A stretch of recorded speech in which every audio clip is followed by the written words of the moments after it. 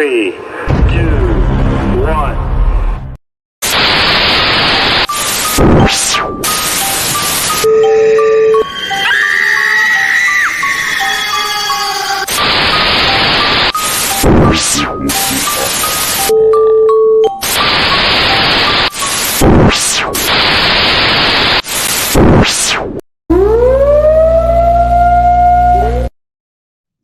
What's going on, everybody? Welcome back to another episode of Talking with the Source podcast.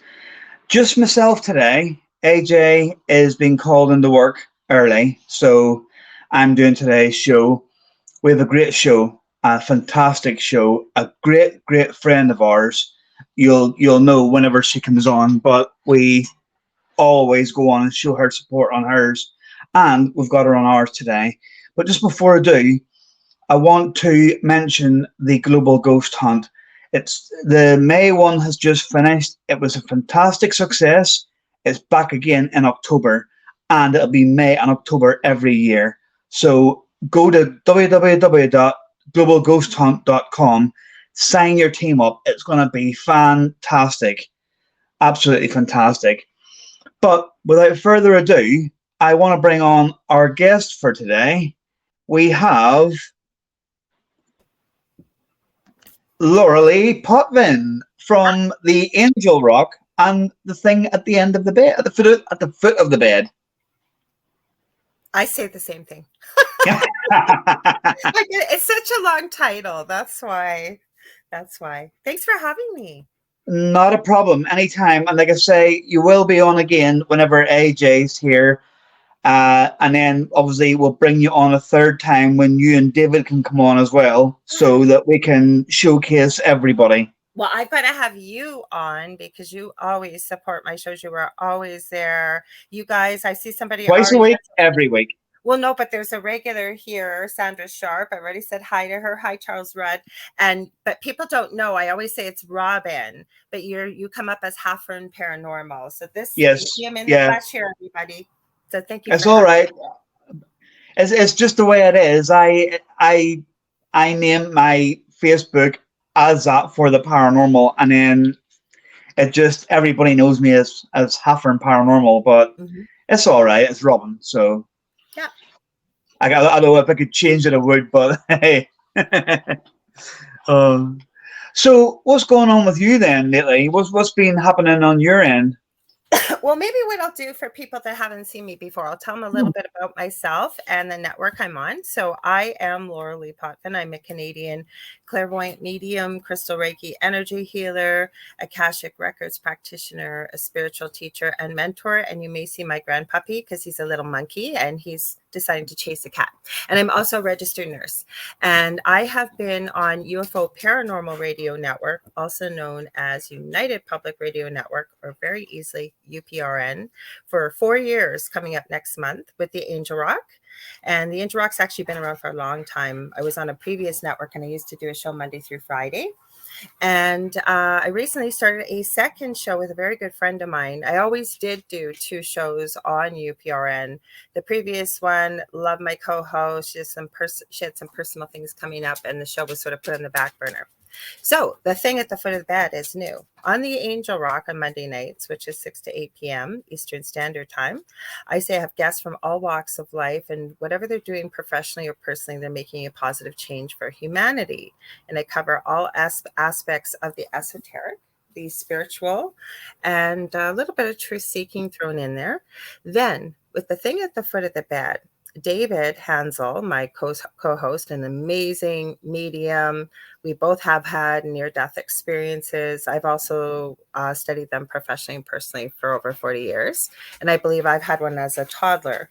So he has a very big TikTok following, and he does 3-minute videos where people ask questions that we always get as psychic mediums and such. So we talked about that because I get the same. So that's what we do. We start with a topic on Thursday nights. Got to be something kind of spooky, or, what happens when you die? Why do we have ghosts? We let you know we're not experts, but we're sharing with you from our own personal experiences and what we believe we get from spirit. And then you, the audience, audience. We love to have you part of the audience because you direct where the conversation goes. So it's a lot of fun. And that's on from 7 to 9 p.m. Eastern Standard Time every Thursday as well. Yeah. Mondays and Thursdays are always booked for me because I know that I'm watching the Angel Rock I'm so and the glad thing you're there too. Sandra said, and the nice thing at to the see foot your of the face for bed. the first time, Robin, because she's always known you as Heifer and Paranormal. See, sometimes though, like when was it? Lately, what they're doing around where I live here is they're putting. It's like being back in the 50s. They're putting full fiber in. Now we've had it for a while now, but because they're constantly digging in the road to put more wires and stuff down and things like that, our internet goes in and out a lot, and it will do for another few weeks. And then once they finish around here, then it should be fine. So sometimes you'll see me, and I'll be on the whole show commenting, and then other times you'll see like a comment from me, and then half an hour later you'll see another comment because I've had to go and reset things and stuff. But I have 3 devices ready. I have had my show go black right in the middle, like no reason, whatever. So I am ready and back on air in 2 seconds. I was going to add, I will be having Robin on with AJ. AJ has been on the Angel Rock before, but you know what I forgot to mention, what was so important, especially with the show? I'm very well versed in the paranormal. I lived in an extremely haunted house before this. I'm in a townhouse now that I rent. And we shared our story on the Travel Channel's Paranormal Survivor, Season 4, Episode 9, Demonic Hauntings. And I'm also writing a book about the experience. It's quite the story. Hey, Zach, man. Well, he's another one of the regulars. You should know. Now you know what yes, Robin looks like. So, what I was going to say to you, what I was going to ask you was, I know you've sort of touched on it, but the first initial question we ask everybody to get the boring question out of the way is, how did you get into the paranormal? It's one of those questions that, everybody has their own story. A lot of the time, it seems to be, from a young age. Now, obviously, with me, I was trying to think. I must have been in my early 30s when I really, really get into it. But a lot of people always seem to have it from childhood. Mm-hmm. I know that I seen one when I was a kid. It was a lady that lived up the street from us, an old lady, and she passed away. And her husband, he was old, and he carried on working. He was a security man, and every night at the same time, he'd get dropped off at our end of the street, and he'd walk up the street to the house. And we used to see him every night. And there was one night we were out kicking football about, and we knew the time that he always came home. Sorry, I'm laughing and before. Yeah, yeah, I like the T-shirt.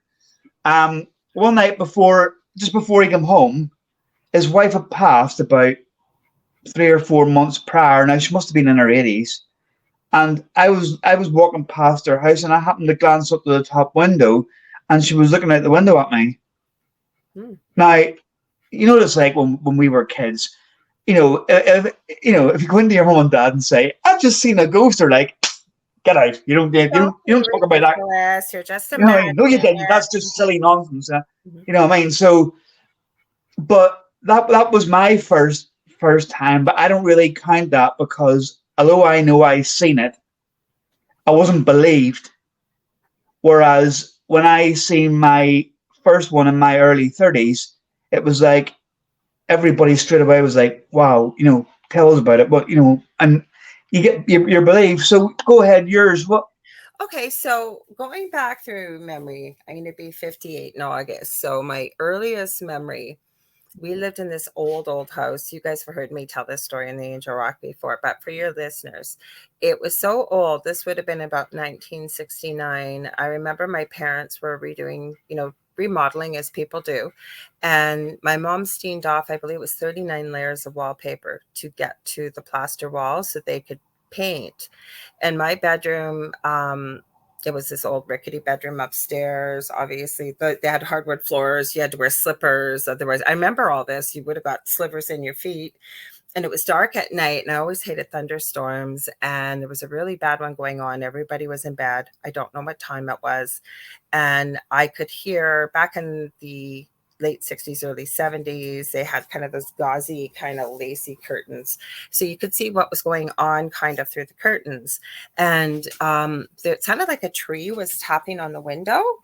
And I kind of peek up from you guys, like, seriously, I've got 3 animals here. I'm sorry. My cat is here. My dog, I apologize. Everybody wants to be here as I'm telling this story.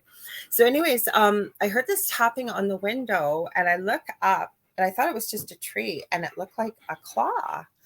And it was like scraping the window. I'm getting goosebumps. It's not cold, as I'm telling you. So I hid under my covers. I remember going, please don't hurt me. Please don't hurt me. Please don't hurt me. Please don't hurt me. And something grabbed me on my upper back where your waist would go. I've never forgotten that. So I don't know. That's the first paranormal experience I can remember. But I know I probably, more than likely, I don't speak with my parents, but as the story goes, had a fever of 100 and almost 6 as almost a 3-year-old, and kept seizuring. And the last time, finally, the hospital believed my parents, and I was in the back room for very long and stayed in the hospital for a couple of weeks. So I think I had a near death then. Then when I was 8, I've never been able to find out what happened with this, but we moved into a new home. It was built from the ground up. It was a new development. And from the time the snow melted until it fell again, every single morning at 3 a.m., I woke up unable to breathe. Like completely blue, like passing right out. Like my parents would be up with me. There was, I don't know what number you guys dial. Is it 111 over in Europe for like we do 911? Yeah. There was nothing like that. So, my dad would scoop me up, throw me in the back of the car. As he'd start driving to the hospital, I would come to. They never found out what caused that.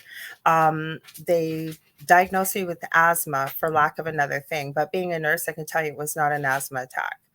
So I've always had very strange, unusual things, even as a nurse.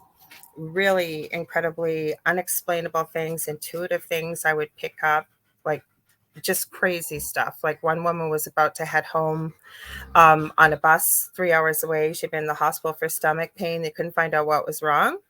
And I just knew, I don't know why I knew. I would have 60 patients on nights. There'd be 2 of us, right? We had a really big floor at the time. I was a new grad. And I kept spending a lot of time with her because something didn't seem right. And then all of a sudden, and I won't get too much TMI, had I not been in the room, she would have died. She literally exploded with blood. She had an aneurysm. That's what was causing the pain, and they never picked it up. Thank God she hadn't been on the bus. She lived through it. Like, had many strange things like that happen. But I always say I was never looking for the paranormal. It found us. When I really had the crazy stuff start, my previous home, it was insane, the stuff that happened. And it all started with a dream that I remember like it happened 10 minutes ago. It was probably about 16 years ago. Something demonic, or said it was demonic, gave me its name, gave me its spelling. I couldn't find anything on it in the beginning, but a couple of years later, I did find everything I'd been told in this dream. So that's kind of how it went. Wow. Mm-hmm. Yeah. It's been around me my whole life. Yeah. It's one of them ones where there's always something that your first memory of it, your first paranormal experience that gets you into it, mm-hmm. is always stays in your head for, like you said, as if it was 3 hours ago. Mm-hmm. You know what I mean? It always seems to stay there clear as day, you know what I mean? And, we still do have a couple of times a year, but we used to have a show on over here. Like you have Ghost Adventures over there. We used to have Most Haunted. Don't know if you've heard of it or not. I've seen it. Yeah, I've seen it. Yeah.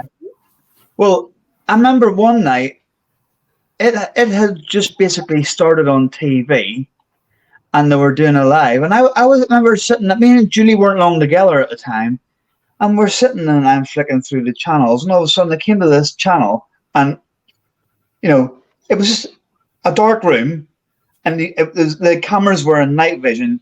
Mm-hmm. And all you could see was the door at the far end of the room and a chair sitting in the middle, and these people talking. And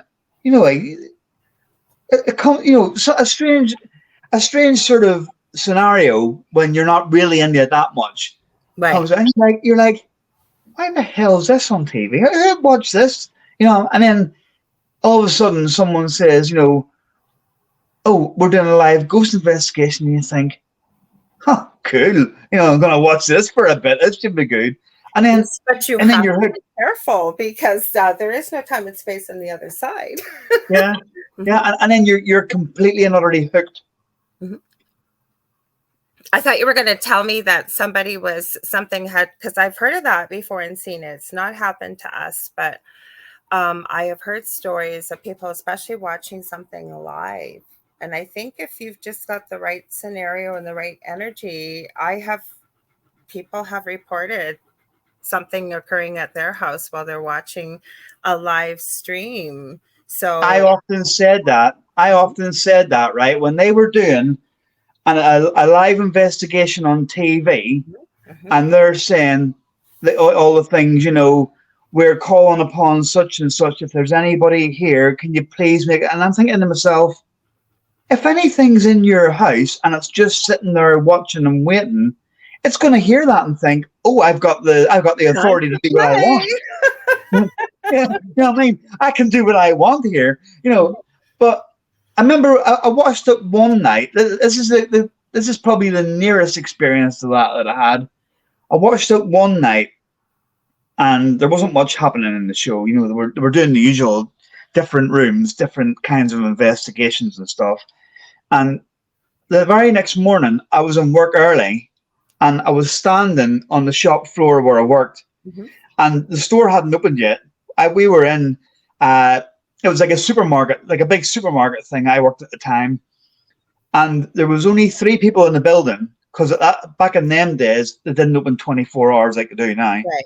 And we had to go in at 6 in the morning because they had a bread delivery, and we had to put all the bread on the shelves ready for 8:30 for opening. There was 3 of us in the building. There was the manager of the store, and then there was me and another young fellow who were putting the bread out. And it's funny because that wasn't even my department. They were looking for people to come in to do it, and nobody would do it. And I was like, "Well, yeah, I'm starting at 8 o'clock anyway that morning, so I'll start 2 hours earlier. 2 hours extra pay Make kind of some thing." extra money. Yeah. Hmm. Yeah, but the manager was upstairs. There's only me and this young fellow on the shop floor, and this was the night after I watched one of these. I swear he's at one end of the aisle and I'm at the other end and putting the bread on the shelf. And all of a sudden I felt a hand like that on my shoulder and push, and I near fell. It knocked me nearly off my feet. And I was sort of thinking, what was that? And I remember now I can feel the fingers and all on getting, shoving. And the young fellow at the other end of the aisle is a friend of mine, and he was like, "Are you all right?" Hmm. And I shouted down to him, "Did you see that?" And he says, "Well, I seen you near fall over." And I was like, "Well, I'm glad you did, because nobody else would believe me." I says, "I was pushed there." And he was like, "By who?" And I was like, "You tell me. I don't know." Back at this time, I didn't Did have he the. know you, Robin? Because that's even harder if somebody doesn't really know you. Like they may be aware of you at work, but if they don't know you well, right? And then they're all talking behind He your back, knew like me. that bloke over there, he's lost his darn mind. Like, what's going on with No, he him? knew me from work. He was a friend of mine in work, but Mhm. I didn't like socialize outside of work and stuff Well, I like just that. meant, would he have like known that you wouldn't have said something like that, even though he might not believe it? But do you know what I'm Yeah, saying? probably because it wasn't the subject. I wasn't at that time. I wasn't what I would call into it. It was just one of them things where if it was on TV, you were fascinated that there was people actually, instead of running around filming after celebrities or going and playing football or sports and stuff. I guess here there was people on TV actually doing something different. You know what I mean? Hmm. So it was like, bloody hell, I have to watch this because if you see something on here, it changes the game kind of thing. But no, it was just, I don't know where it came from. It just, and there was nothing else after that. But he said to me, he says, "I seen you near fall over." Hmm. And I remember saying to him, "Well, I'm glad you did, because if I told anybody about this and it was on mail, nobody would believe me." I says, "I was pushed there." And he says, "By who?" And I was like, "Well, I don't know." I says, but I felt the hand on my shoulder and I was pushed. I says, and there's nobody here. And he was like, all right. So then obviously he did believe me, because when people were coming in to work, and he was like, hey, you'll never guess what. You'll That's never what guess I'm what saying. happened to So him. he believed you, whereas Yeah. there will be people that Yeah. would have known you well that would say that bloke over there, he's gone stark raving mad. Like he thinks somebody pushed him and he tripped over his own feet. And we've seen that happen before. Yeah. Yeah. No, absolutely. But like I say, you know, between my first experience and that, there was quite a large gap where, again, I didn't really, although it happened and I was fascinated by what has just happened, it was like, right, well, you know, you start doubting yourself, you know, did it actually happen? Did I feel a hand? Was I just You're off balance? gaslighting yourself. Looking back now, when I know what happened to me to get me fully into this, then I can say, well, yes, I do. But if I hadn't have had the things happen to me to get me into this, and I had never have got into this field, then I'd probably still be sitting here now thinking to myself, but did I get pushed, or was I just off balance? You know what I mean? It, it's one of them things that, although it's You second more, guess yourself, right? yeah, it's more acceptable these days, but there's still people that will call you completely and utterly bonkers. So What happened to us though, like the dream and the whole thing? Yeah, maybe that would be crazy. But when we knew we finally had a problem, there was no mistaking it. yeah, Do you mind if I share a comment? There's a comment here yeah, from do Sandra it's Starr. your show, Lorelei. It's Yeah, your show. well, no, she said the live stream incidents when people experience activity she's referring to are because people are connecting with what's going on, and it naturally draws spirits who see an opening to present themselves. I agree with that. I agree. Yeah, Mm-hmm. yeah, That's, I absolutely. remember the energy's right?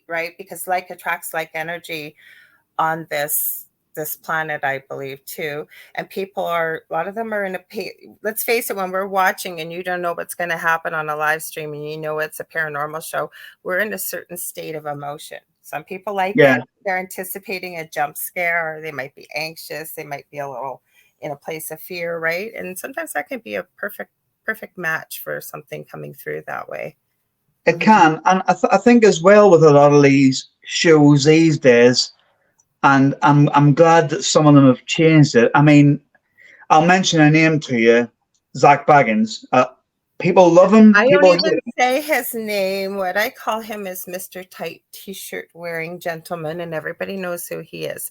I'm dying to hear what you have to say. I'll stop. I'll No, stop. all I'm saying is, I'm actually glad these days of what they actually do, because when he's addressing something, well, whether some people will say he's real, some people will say he's fake. I've stopped watching him. I'm not saying what I feel, but I've Ghost Adventures to me died when Nick Groff left, but that's just my opinion. But I anyway, agree. I agree. I actually follow more Nick Groff. You know who yeah, I like to watch? And I usually do it on YouTube. And you guys have heard me mention it many times. I love Nuke's Top 5 because he yep, does not tell you what to think. He will debunk things at times if he believes there's something not quite right. He also gets stuff sent into him from all over the world. One of my regular viewers sent me, I'm trying to remember what it's called. Let me check it out. She sent me the name of another channel. I'm a little bit on the fence about whether I like it. It's not nearly I'm going to find the name. It's not nearly the same as Nuke's Top 5, but his schedule's all over the place, so it'll tide me over in the meantime. And he does pick up some of the videos that I noticed that are on Nuke's Top 5, but he has had different ones. It's called Bizarre Bub, B-U-B. So it's still not my favorite, but like I said, it'll tide me over. But who I really enjoy watching, I wish to God I'd known about them when we were going through what we were, because I knew nothing about the paranormal compared to where I am now. It was a full-time job researching and talking to people and learning and learning and learning. And it's like going to a different planet when you're learning about the paranormal. But they're the Foreman brothers with Paranormal Nightmare. Hey, Janie, welcome. I don't know if you've ever seen them or not. Have you seen them, Robin? They're on YouTube. No, I haven't Okay, seen them yet. the reason why I like these guys, it's three brothers, Rocky, Josh, and Sean, and they have been through the paranormal as young children. Sean, especially, I think, had some possession. It's quite a story. Now, what they do is they use their own money and they go around on weekends when they're not doing their muggle job or day job, and they go and help families that have had extreme hauntings.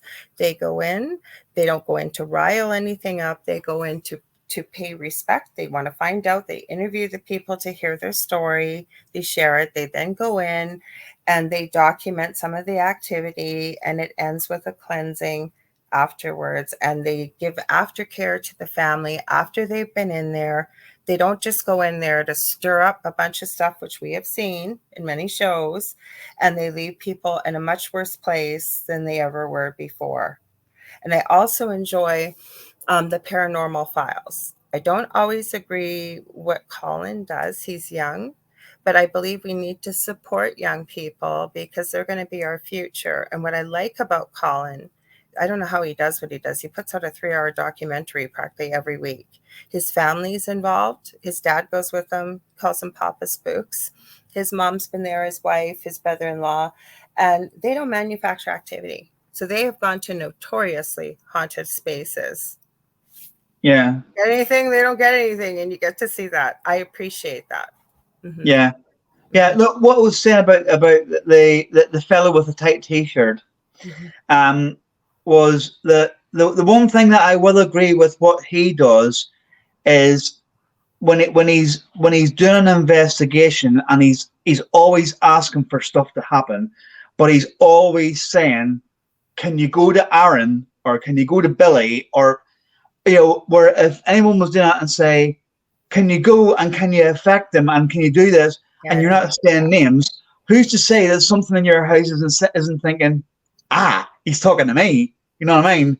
And the one thing I will say about him is that I like the way he's always naming who he wants the the spirits to go to, because it how can I put it It takes narrows away less of down. the manufactured, right? Is that what you're Yeah, trying to say? yeah, and it means as well that the spirits in your home should really by this time know who you are, so they'll know your name's not Aaron, or they'll know your name's not Billy, or whatever. You know what I mean? Mm-hmm. So to me, they're humans who have passed. They're still quite smart.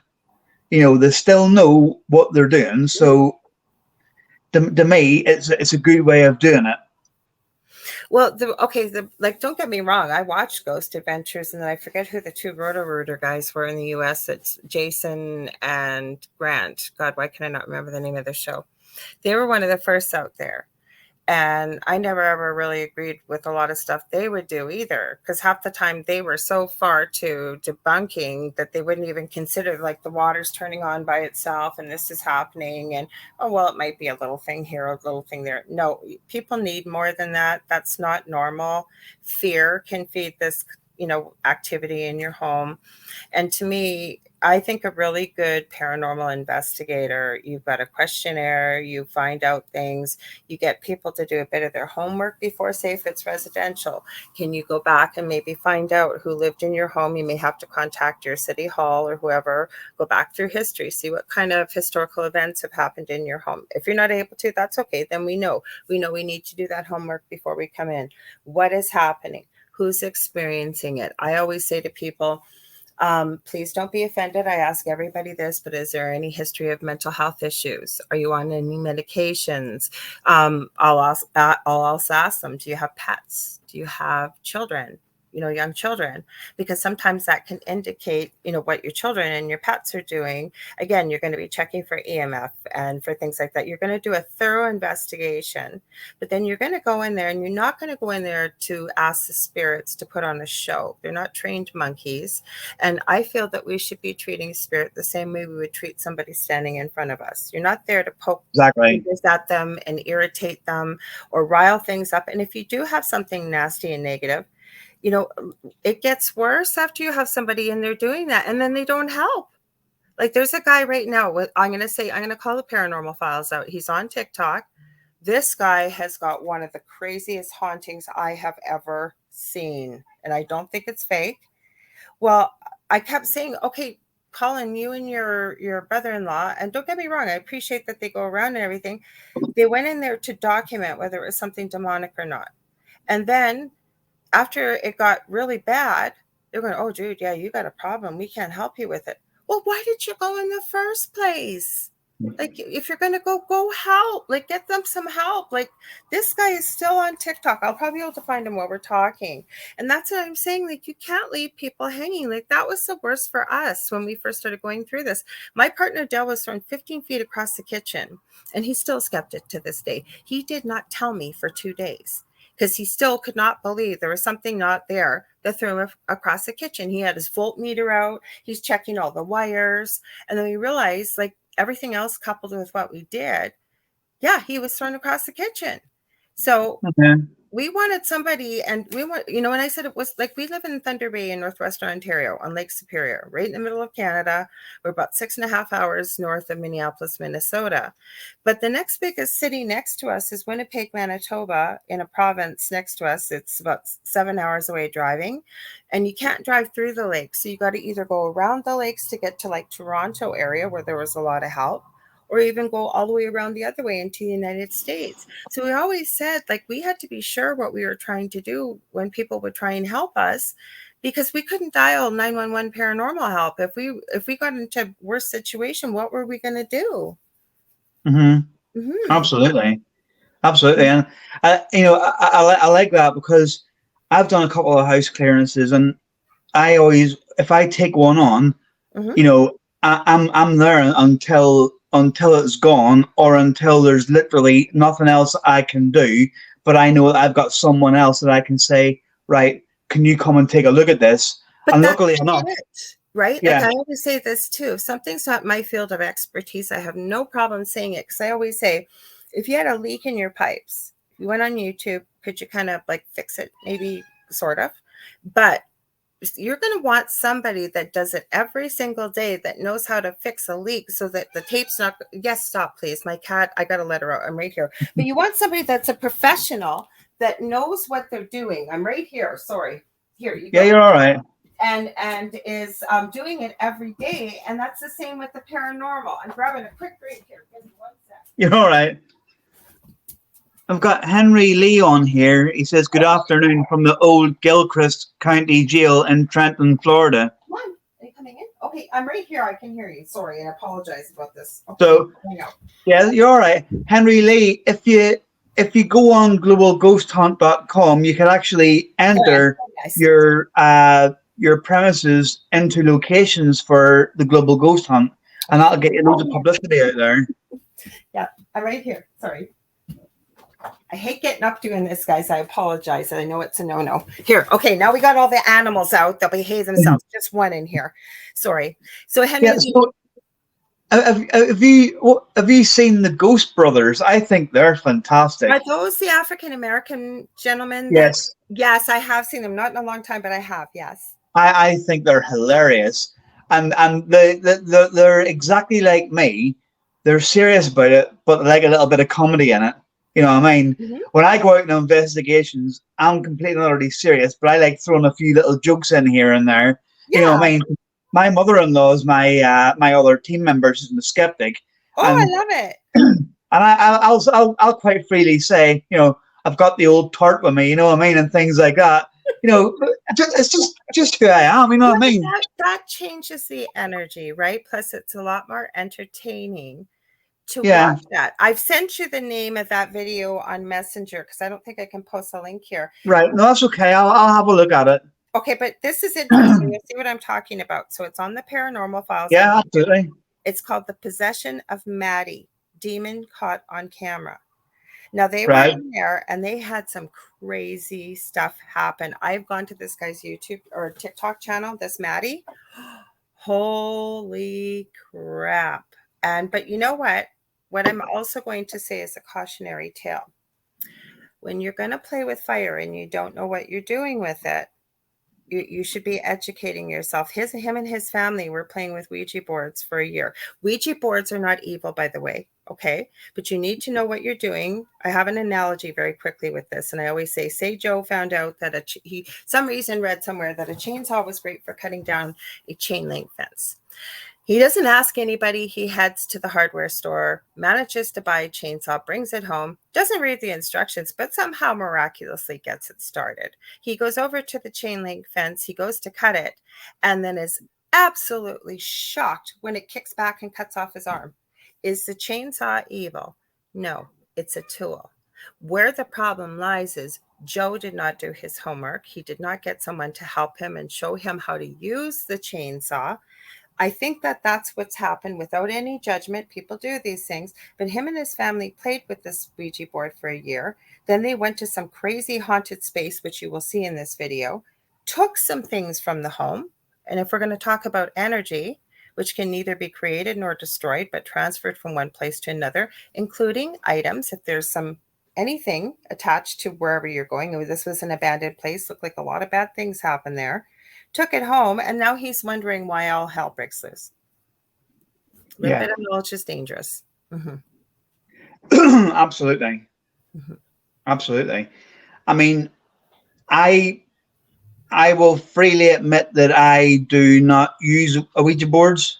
I never have done, and I probably never will do, because I do think they can be safe when they're used properly, but I'll freely admit that I haven't got the first clue on how to use them properly. And I think that a lot of people out there who, shall we say, fake evidence, have used those in their investigation, which makes them, but what's the first thing you think when you see someone doing a Ouija board is they're moving the planchette.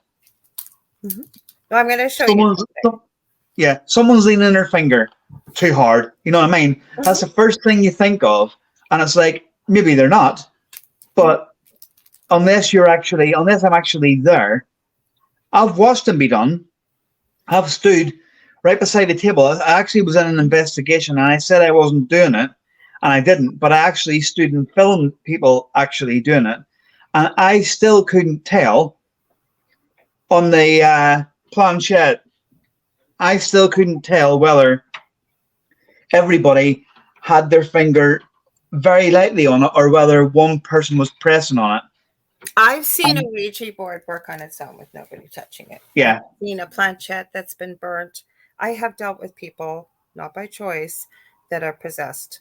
Levitating on camera, that look of evil, I don't ever want to see another person's face, any being's face ever again. I have somebody that witnessed it, not the levitation. This is before I was even really well versed with the gifts that I am now. That was quite scary. But I get lots of stuff like that. I don't know if I'm meant to be dealing with it, not to that level of extremity or extreme. But that was pretty scary. But what I was going to say to you is a Ouija board is a communication device. But just as the Bible, is the Bible evil? No. But it was man-made. It was created. And I'm not knocking the Bible. What I'm trying to say is collectively around the world, when we deal with energy, there is a positive, loving energy generally towards the Bible. With Ouija boards, on the other hand, just a tool, a communication tool. And if you are taught how to use it properly, I hear what you're saying. You can never verify, yes, if people are moving it or not. But the other thing is collectively, it has a very, very scary, negative energy and belief system attached around it. A Ouija board is no different than a pendulum. Okay, a pendulum, I use this with Reiki when I use it, but I'm going to show you why I can't use it as a pendulum. So I'll try and hold my arm so it doesn't move. Stop. So I can move this with my mind. So I'm going to ask it to move back and forth. I'm going to ask it to stop. And I'm going to ask it to start turning counterclockwise. I'm going to ask it to stop. I'm trying not to move my arm here. If I could put my arm down, but you won't be able to see it. But what I'm saying to you is it's just energy. This is a communication device. This is no different than a Ouija board. You could actually draw a circle with a whole bunch of letters, right? I usually put my arm and stabilize it so you can see it. I don't use it for myself because I can control it. So if I have a vested interest in it, I'm going to get the answer I want. I don't have Mhm. a vested interest when I'm checking people's chakras. The other thing people aren't aware of, we have communication devices within ourselves. We can use our body as a pendulum. So you can be out, say you want to know, there's a whole bunch of vitamins and you want to know what ones are good for you. You're going to look like a raving lunatic pulling out a pendulum asking, show me what vitamin is good for me, right? And go in front, show me yes, show me no. But you can use your body that way. Your body Yeah. can actually lean one way or the other. But again, I hear you about the Ouija boards, okay? And we've heard many a story. There's many, many horror movies out there. I always say, I don't know if it's true or not. I guess I believe the truth will always rise to the surface. But I hear what you're saying. But I think when we have a collective of people and we've seen people with Ouija boards use them, that nobody's really forcing it to move one way or another, especially if they're asking something scary or trying to figure out what's in their home, for example. Mhm. Mm-hmm. Absolutely. I think, to be honest with you, right, although I've said that I've never used it, I have not, and Mm-hmm. I said that I would probably never use one. Now I'm going to contradict myself here because I think that if I was, if there was someone who had years of experience with them Mm-hmm. and could and said to me, right, this is how you open it, this is how you use it, Mm-hmm. and this is how you close it, and taught me all the right things to do. And after you close it, say these words as well, just to make sure there's nothing going to follow in as that. Then, then I might actually Do you consider. use ITC? Do you use This is the what I'm word? about to get to. This is what I'm Okay, getting I'm to. reading your mind. Yeah, because and the reason I might warm to using one is because if I turn my SB7 or Necrophonic or whatever I use on and I start asking questions, I'm just basically doing a vocal Ouija board. You're opening up a channel to communication. But where I want to go Exactly. with this to support you with this is there's a lot better choices, I feel, than using a Ouija board than to have to whip out the Ouija board and use it. I think we need to be comfortable from a place of what we're using to open communication. And then if you've been taught how to use, because I will tell people that have hauntings or have strange things happen, don't be whipping out the ITC or intertrans communication devices because you have no idea what you're talking to. You have no idea. I did not do EVPs in my previous home. I hated that warning, but I did call into a good friend of mine's show. That's how I know Zach Man from Jason Blend on Paranormal Soup. He's on Sunday nights here. I believe it's 10 p.m. Central to 1 a.m. and he's on Facebook and YouTube. Paranormal Soup, you guys check it out. He's got great guests. He's fantastic. But he once in a while will have ITC night. And he did. And so I called in from the most active parts of my home. And let me tell you, that was more than a class A plus EVP. I don't know if you had a chance to listen to it, Robin, because I did have it pinned and I'll probably repin it to the top of my profile. But when you hear those communications, they were not planned. That was filmed live. And it was both Halloween shows when I called in. And it is creepy what comes through there.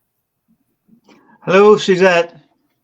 Hi, Suzanne. Yeah, no, it's I've often said it. I had someone like years ago when I first started investigating, and I was in the abandoned building, and there was this other team in there. I didn't even know they were in there, and I met up with them and we were talking, and they were the usual questions you get when you first meet another team. Oh, Yeah.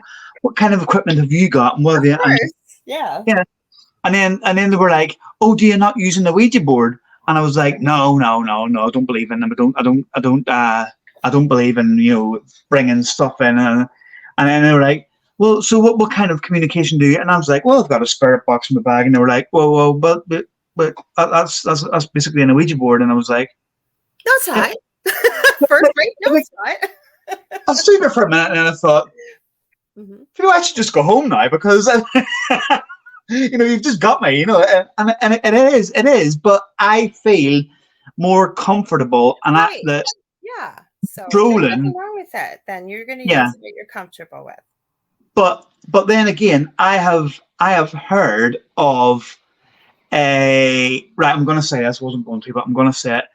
I have heard of a case where my mum, right, my Mm-hmm. mum would say to me, right, she doesn't even know, right? Now, bear in mind, I'm 45 years old, turning 46 this year, and Mm-hmm. she doesn't know that I do ghost hunting Oh, she still because, doesn't know? well, she's got a little inkling, but she doesn't actually. She Okay. thinks I just watch it on TV because the thing is, she was before she had her 3 strokes, she was quite high up in the church, Got you. right? Okay. Mm-hmm. And it was like, oh, you'll burn for that, you'll burn if you do that, all this kind of stuff you Yeah. get. And it was like, right, so then what happened with her, and she will not admit it, but I'm telling you now, this freaked her out. There was friends of hers were doing an Ouija board one night. Now, she wasn't there. She was told about it by a credible friend of hers that wouldn't normally lie. They were doing this Ouija board one night, and it turns out that a man came through, Mm-hmm. right? Mm-hmm. Now, I'm going to mention the guy's name, and the reason I'm mentioning it is I'm not wanting to upset anybody. I mean, I don't think it'd be anybody listening to it. Will you shut up, cat, wherever you are? Right. But you must Anyway, have all kinds so of spirit around because they've been acting up. They never do this. Yours, I've talked no, to you before, and now all of a sudden, right? so this guy's name is quite a rare name. So this is why, right? His name was Arthur Berryman, right? Okay. Now, my mum knew him when they were kids, and in like a group of friends kind of thing. And as they grew up, some groups sort of go away, and other groups, and anyway, this guy had sort of went his own way with other friends and stuff, I guess. But she just knew him, and the guy was killed, right? Yeah. Was murdered, and complete. Oh, goodness. 1 second. No problem. I'll keep talking. So it's so nice to see all these people here. Right. We could talk forever about Yeah. paranormal. Okay, he's back I've with closed, Art Berryman. I've closed the window.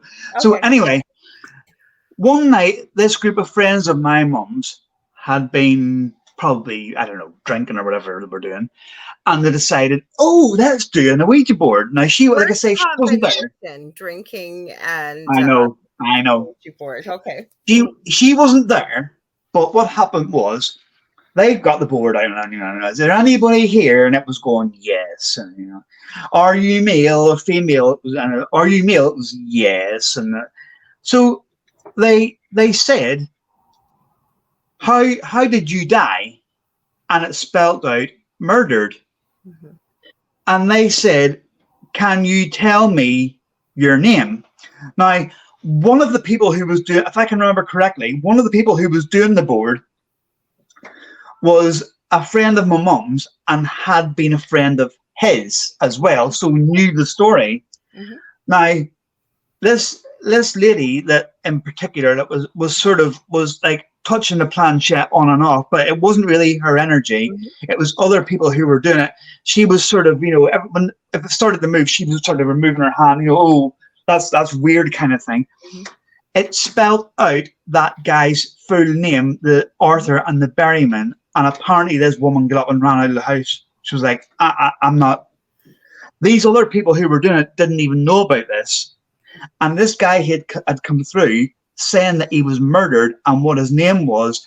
And I remember, I think it was, I overheard my mum talking to someone about it. She didn't tell me, Mm-hmm. but I think she must have been like talking to me about it or whatever.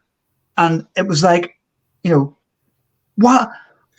You might not want to believe in it, fair enough, but why can you not acknowledge this? Why can you not actually acknowledge this? This is just class A proof that, okay, you might think to yourself, well, it's not the right thing to do from what you believe in. That's fine, but at least turn around and go, wow, there's something there. I You know what I mean?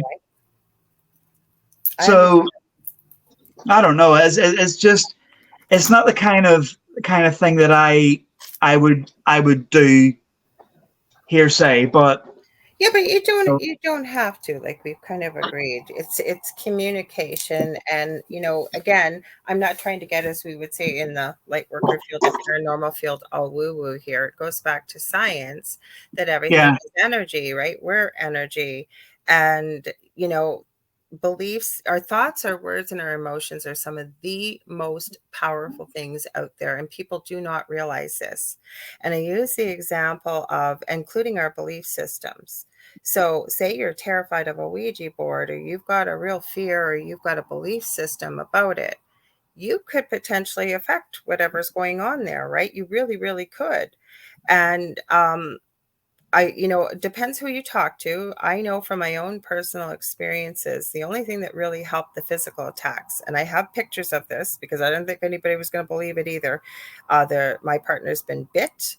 We've been scratched. There's a picture of me with a handprint on my chest right here. I was combing my hair. I did not touch it with a brush. I just felt mhm. burning. I told you my partner's been thrown 15 feet across the kitchen and what have you. And I always used to say when I was first learning that lower vibrational energy, meaning anger, depression, using drugs or alcohol, the sadness, anything like that can it makes you more open to something coming through, or you having some problems, because like attracts like event, like energy. You're dealing with negative energy, it's going to feed off of something like that. But once I started to understand about energy and raise the vibration, I used to hate to hear that word. You need to raise the vibration. I always used to say, what the heck is that? But it's true, because we no longer had any more physical attacks or anything once I understood the principles of that. So where I'm going with this big long explanation is, if somebody has a negative view, or they're afraid or whatever it may be with the Ouija board, you have no need or no business using one. Like you said, you're still doing spirit communication using ITC. You're comfortable with it. It works for you. End of story, right? Yeah, absolutely, Mm-hmm. absolutely. It's that, like I say, it's not my preferred go-to, but Mm-hmm. who's to say that in the future, if I We have find out no that there is, desire to go use one, because as much as you want to say, and I'm talking the global you, that you have no worries about it, or whatever, this or that, it's just a tool, like I said, yeah. But I know I've got a pretty vivid imagination. I know I've seen enough and heard enough, and I don't watch horror movies, but there's lots of, trailers and things out there. We've all seen it. So that's in Mhm. the back of your mind. So do I need to use one? No. So I don't. I guess if people feel comfortable, they know how to use it properly, and they feel like, I do have a friend actually over in Austria. I don't know how he found me. He's a very intriguing gentleman, and he actually uses EMF meters. He takes a reading before, and then he starts communication with the Ouija board and documents when he uses EMF meters to prove the existence and what he picks up on audio and video. I've never met somebody that investigates that way. It's certainly a unique way of doing it. Mm-hmm. Yeah, yeah. Mm-hmm. Yeah, it's just one of them things. Some people use them, some people don't. You know what I mean? Some people don't actually believe in ITC, and some people do. So, My partner is one of them, and he's such a skeptic, and he's always that you're just seeing what's coming through because somebody's written it on the screen. And I'll say, well, then don't turn on the video part, just listen to the audio, put your headphones in and listen, because I do believe in ITC. We had yeah, four main entities in our previous home. There was a thing that and I'm still going to tell you, am I 100% convinced that this thing was what it was? I don't know, because as I understand it, usually something demonic does not give you its name and its spelling. I was given that. It was very powerful, whatever was in here, and what it told me, I indeed did find in the legend and lore. Right, hey Steve-O, right down to zero. what he told me. And it was not a common demonic name. I was raised Roman Catholic, forced to go to Roman Catholic school. I always say I no longer subscribe to religion. And people say, well, don't you have a belief in a higher power? Not that it's anybody's business, but yes, I do. I believe in God for me.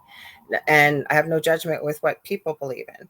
But my whole point is I did find out what I had in this dream years before. Then we had something called Super Mario, if you're old enough to remember that. And there was a little guy in the game called the Shy Guy. He looked like he was a little Grim Reaper with the hood, the hockey mask like Jason. I have almost a picture of that. But my guys could see it, my partner, my two boys.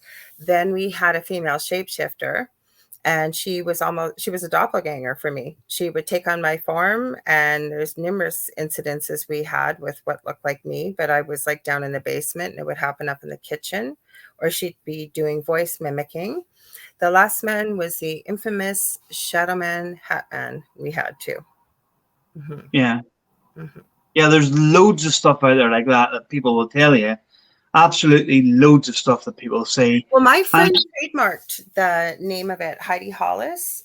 She's on Coast to Coast AM now, and she's the one that first came out with that name, as she says. So she does have it trademarked. I think it's Shadow Guy, Hat Man, or something. She writes stories for children that may be experiencing it to support her, and she's done a lot of good work with it. Hi, Kelly. Kelly. She does a lot of the people will write in, and she'll share their stories and things like that too. So she's doing good things with trying to help people, at least.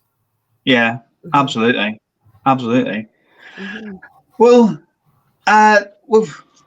we're coming up to nearly an hour, so and that's what we usually run for. So, Okay. but we've only got through a little bit of the stuff we're going to talk about. So you're going to be on again. We could talk for hours, right? You're going to be on several times. Well, You know you are. So, but Kelly says, "Hope you two are well." I'm fine. Great, thank you. Lorelei, I'm sure Lorelei's fine and all. I am. Mm-hmm. So, do you want to shout out your stuff and what you have coming up, and you want to give David a shout as well? You can. Okay, thank you. Well, thank you for having me. And like I Not a said at the problem. beginning, I've had AJ on once, but the plan was always to have AJ on and then have both of you on. So I am on United Public Radio Network, which is also known as UFO Paranormal Radio Network, or just UPRN. And I have a show Monday nights called The Angel Rock from 6 to 8 p.m. Eastern Standard Time. People from all walks of life, whatever they're doing professionally or extracurricularly, they're making a positive change for humanity. We cover all aspects of the esoteric, paranormal, spiritual, little bit of truth seeking. Then I also have a newer show on Thursday nights with my very good friend David Hansel, and it's called The Thing at the Foot of the Bed, 7 p.m. to 9 p.m. Eastern. And we actually take a topic, and you guys that are in the audience are a big part of the show, your comments, your questions, and we try to answer as best to our ability as we can, either through our personal experiences or also through what we get from spirit. I'll handle David first. You can always write to him. He's an amazing medium, angel channel. I was going to say animal. He does communicate with animals too. He's on TikTok, and it's called The Spirit Experience. He's also on Facebook and YouTube. He has a website called They Whisper to Me. Should you ever want to book a reading or anything with him, that's the only way to get a hold of him, because lots of people are pretending they are him and it's not him.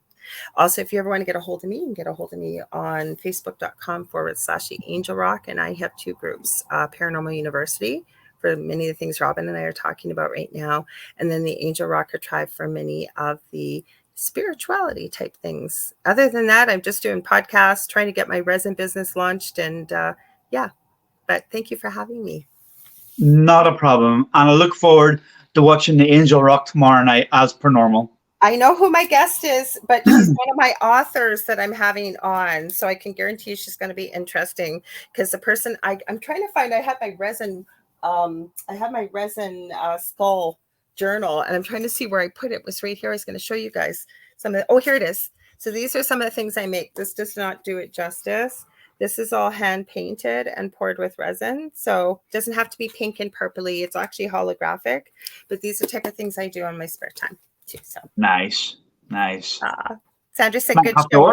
to order myself one. Well, I have a spiritual line. So I'm making some pendulums. I have runes. I have chakra stones. I have crystal Reiki, and I will Reiki them with different crystals, like charging plates. And then I have, like, you name it, I have over 200 molds. So I'm looking right now to get the store set up. So I will make sure I let everybody know once it's open. Yes, and make sure you let us know, and we'll put it on our link tree, Talking with the Source as well for you. Yeah. Thank you. I had Not fun with you. Went by too quick. it did indeed, didn't it? It did. But listen, Lorilei, I want to thank you again for coming on. It was quite short notice compared to what we usually do. No But problem. and like I say, you'll be on again quite a few times, I'm sure, because we've got a lot to talk about. I know we always do. But I'll let you go for now, and I shall see you on the Angel Rock tomorrow night. All right, for sure. Thanks, Robin. I look Thanks for forward coming to it. on. Thank you. Thanks. Bye. Bye. They kicked me. Right, people, that was a great episode. I could talk to that lady for hours. She's absolutely fantastic. So she is. Great friend of ours here at Talking with the Source. And honestly, do check her stuff out because I can't say it enough. She is fantastic. Thanks to everybody who was watching, who commented. And please, like I say at the start of the show, please do go and check out globalghosthunt.com. A lot of stuff coming up as well on that. And please do go to Talking with the Source link tree. There's a load of stuff on there as well, how to follow our individual channels, Haffern Paranormal, Coventry Circle Paranormal, My Journey Paranormal, and all the other things as well. But for now, from Talking with the Source, until next time, it's goodbye.